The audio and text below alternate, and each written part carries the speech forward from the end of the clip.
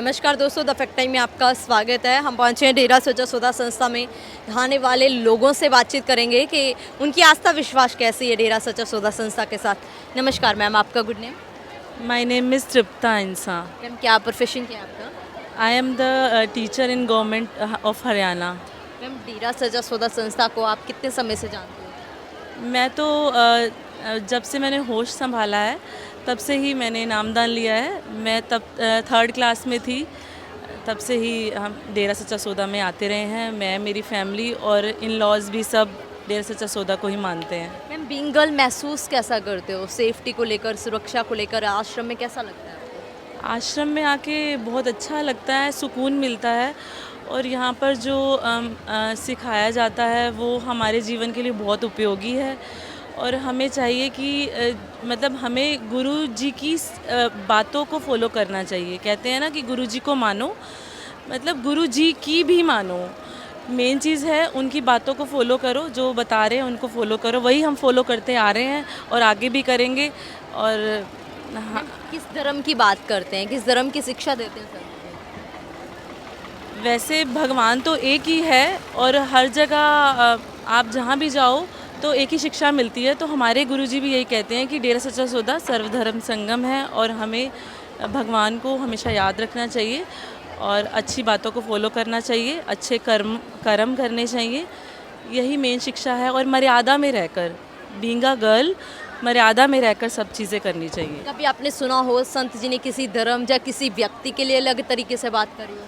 नहीं, अभी तक तो ऐसा कभी नहीं सुना। और एक संत होकर कोई क्यों ऐसा बोलेगा? और संत की निंदा करने वाला भी गुरबानी में लिखा है कि महाहत्यारा।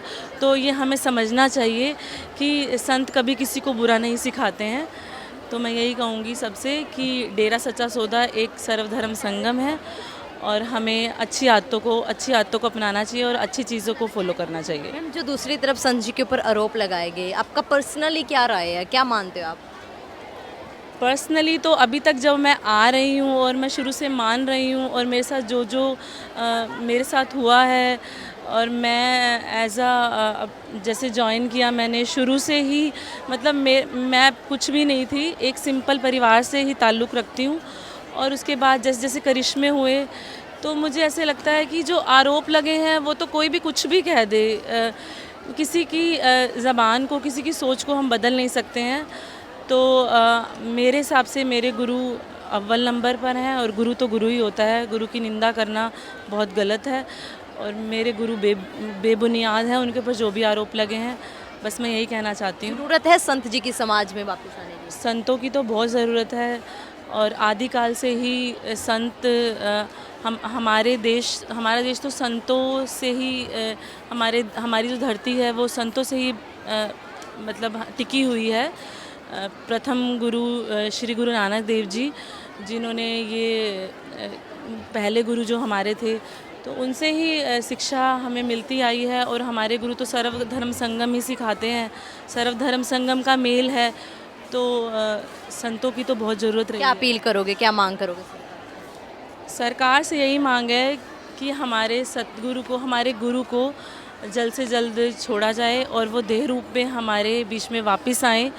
मैं यही चाहती हूँ कि जो भी आरोप हैं वो जल्दी से जल्दी उनका निपटारा किया जाए और ख़त्म किया जाए सब कुछ। बहुत बहुत धन्यवाद।